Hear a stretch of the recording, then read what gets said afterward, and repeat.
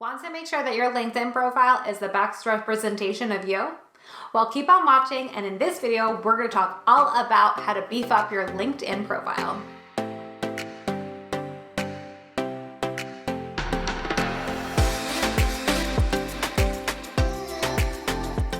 Hi friends, my name is Vanessa, and I am the founder and CEO of Anchored Training. And on this channel, I help aspiring instructional designers and e-learning developers get off of the sidelines and get into the L&D game. And we all know that getting off of the sidelines is not just about your ID skills and your e-learning development skills. Yep, those are really important, but you also need to make sure you're a really good representation of yourself and you're marketing yourself right. And the one place that you need to be doing that at the toppest of top levels and needs to be your go-to place, LinkedIn. Now, we all know, I may or may not have ignored LinkedIn for a long time. It's been 84 years. And that was a big mistake. Like, one of the biggest mistakes in my career was ignoring the power of professional networking and just having conversations and learning from others. And unfortunately for me, I was just so busy with working full-time, freelancing full-time, getting my master's really quickly, getting married, buying houses, having children, that social media was like the last thing I wanted to be on. And it really did hurt me later on in my career because, I then have this brand new company. No one knows who I am, other than the clients that I work with, the people that I did follow on LinkedIn, who none of them were really in instructional design. It was all people from past organizations I've worked at. It kind of felt like it put me back a lot. But anyway, that is a bigger story for another time, which I can definitely do a video on. But let's talk about the things that I wanted to make sure that I had on my profile and that you need to have on your profile to make sure that everyone is clear on what you do and they can find you and they're going to want to work with you. Now, I don't know if you saw in my Instagram on at Vanessa Anchored, the link is below. I had a past coaching client of mine text me and let me know that she was starting a new job, and the recruiter found her through LinkedIn, and she had just done the different or implemented the different changes I suggested to her for her LinkedIn profile. And it is critical that you make sure your LinkedIn profile represents what you do so recruiters know to find you. They're not going to look at your profile and always know that you're an instructional designer, or always know that you're an e-learning developer, or always know that you're a facilitator, unless you're very clear on that in your profile. So here are some things that you need to be thinking about LinkedIn. First and foremost, your picture. And I know that people don't always have time to go get a professional headshot. They may not feel comfortable yet going out and getting a photo done. The great thing is that your phone is one of your best cameras. So stand up against a, plain background, maybe there's some sort of pop of color. Get a good picture of yourself. Wear something that is professional, but still represents you. You want your uniqueness to show through your photo. So whether it is, if you love wearing a statement necklace, or, you really love wearing a certain color blazer, all of those things are going to help you stand out, make your photo more like you, but still be clean and professional and easy to see. And also, when you're scrolling through people on LinkedIn, you're gonna see their profile or their profile picture and just their quick headline and some things about them. That profile picture, if you have a nice pop of color in the background or pop of color on, the eye of the recruiter or potential employer or just someone else in your industry, a potential client, is gonna go right to that. So you wanna do some sorts of things like this, and don't let your picture just kind of fade into the background. Make it something that's going to pop and yet showcase who you are. One thing that I was taught from Instagram, which I thought was a really good idea, is for your Instagram photo, you can actually, if you use, I think, Canva, you can actually take your photo, remove the background, and then add in another background that is just like a pop of color behind you. So you don't need to have a bright pink wall behind you. You can do that through the power of photo editing. So you want to think of things like that to make your photo pop, but still maintain the professionalism that people are expecting on LinkedIn. Doesn't mean you need to be uptight, but just make sure that you still stream through that business professional look in your photo. So the next thing that's important is your LinkedIn headline. So your LinkedIn headline shouldn't just state that you're an e-learning developer.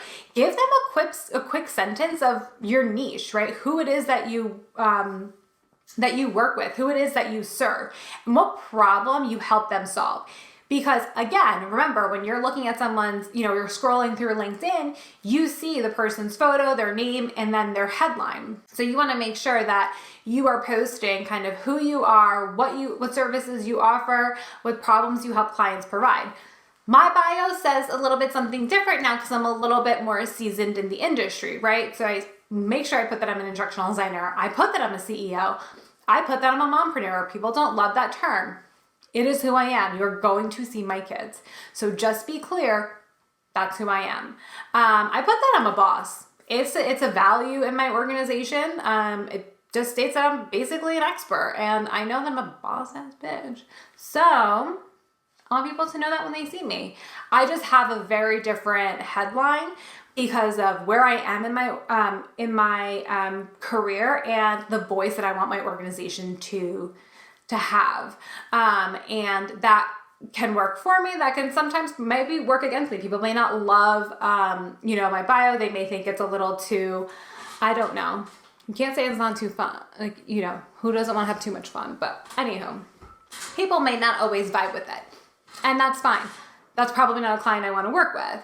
But I make sure that they know, yeah, I'm an instructional designer. I can help you with that.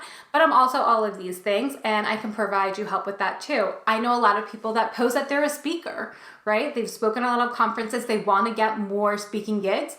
You want to post that. And your bio can only hold so much information. So here is the other place that you could also put more information about yourself, your summary. Make sure in your summary you're posting, like, that's your time to shine, right? That's your time to kind of give a quick bio, really sell yourself, like who you are, what you have to offer to others, and what problems you're going to help your clients solve if they hire you. What problems you've helped clients solve in the past, really great, outstanding things. That's a good place to showcase that. Make sure your summary is working for you and it's selling you. Another area that you should not be ignoring that a lot of people ignore is your cover banner. So many of us will just leave it as like that, I think it's like a blue, kind of looks like a star or like a map, constellation map or something. So many of us leave it like that, as their cover photo because you don't have something else to put up there. You kind of ignore it. That is real estate that you can use to sell yourself more, your personality, your business, who you are and what you can provide your client.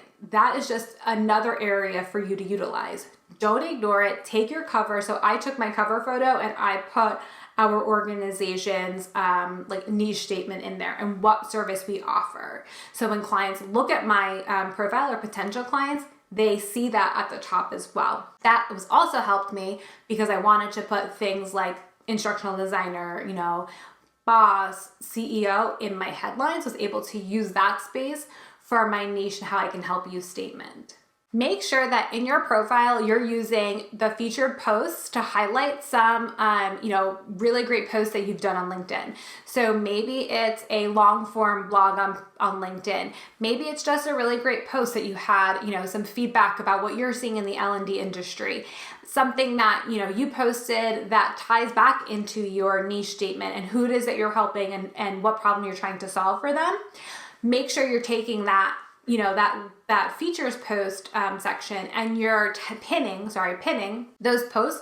So when someone looks at your feed, at your profile, they can see, okay, what are their featured posts, and let me go through them. And it gives me just like a quick highlight reel of, what it is, types of posts that you put out there, the types of things that you're interested in learning and development, the type of articles that you engage with, and kind of your stance on learning and development and your philosophy behind it.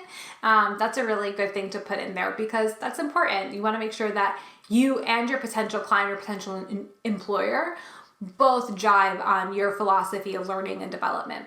If they think the next button is engagement and you don't, it's probably not an employer you're going to want to work with because you're not going to be satisfied working there. So when you put in all of your experience, your current experience and your past experience, take the time to just put a couple of blurbs, a couple of sentences of what you did or what you're doing or what you did at that organization, any results that you achieved, and some tasks that you completed. And the reason for that is that sometimes your title doesn't fully represent all the things that you did and were capable of. And if you're just looking for keywords and maybe they're looking for a trainer, but your title wasn't trainer, but you did train classrooms and virtually, you want to make sure somewhere on your profile that is stated so that potential clients can see that and say, oh, okay, so she does have training experience. I'm going to go and contact her and see if she's interested in this role. So again, your job title might not always be representative of all of the things that you did. So make sure that you put in some of the highlights and some of those keywords that someone is looking for when they're looking for someone like you, so your profile can come right up. There's also an area to add links. So make sure that when you on your profile and you're adding links, add links to your portfolio and your website. That way, if a client is interested in you, they will go right to your website to learn more about working with you, to learn more about the services that you offer, or to your portfolio to see past work. That's a really great way to kind of cut the back and forth. They can go from your profile to your portfolio and be like, yep, this is someone that has the skill set that we need. They know the tools that we're looking to use. I'm going to contact them. So you kind of get ahead a little bit quicker than if they reach out to you. You have to send them your portfolio. They're going to take a couple days to look at it and then they'll reach back out with an interview. Nope, they can go from your profile to your portfolio right to scheduling that first interview with you. So don't be shy and request recommendations. If you have a really great working relationship with a past employer or past coworkers, I would not be shy about asking them for a recommendation on LinkedIn. It really does help solidify that, you are best in class, that you are an expert in what you, say that you are an expert in, and that you can provide results. The testimonials and actually hearing, like when you think about when you go to buy something, the first thing you check are the reviews. So make sure that you're posting or asking for those recommendations so people can see your reviews and know that you are someone that people go to when they need that problem solved. That will definitely bump you up on the list because they already not that they won't check your references if you're, being contracted, but they at least can already see that, yes, people are saying great things about you and that you're able to achieve the results. So it definitely bumps you up on the list. And then the last thing that's not an unknown feature, but a not nearly as utilized feature is the Open for Work badge. Make sure you are putting on your LinkedIn the little green circle that says Open for Work. No shame in using that. That just says to recruiters, to potential employers that yes, you are looking and you are available and you want to take in more work. That is just a way that they can cut through, the back and forth of figuring out whether or not you are available to take on work. You also have the option of just having that open for recruiters, and that is on the back end of LinkedIn, not the back end, but in the settings. So that is also an option in case you are job searching while you have a full-time job. Okay, friends, with just these few tips, you can make sure that you are targeting the right potential employer, the right client, the right recruiter to reach out to you. Make sure you leave a comment down below with your LinkedIn profile so we can all connect together and I can check out your updates. So, are you ready to take the next step into freelancing and instructional design? Well, click the link in my bio for my free 6-step blueprint to break into L&D success. Friends, thank you so much for watching, and I will see you in my next video. Bye!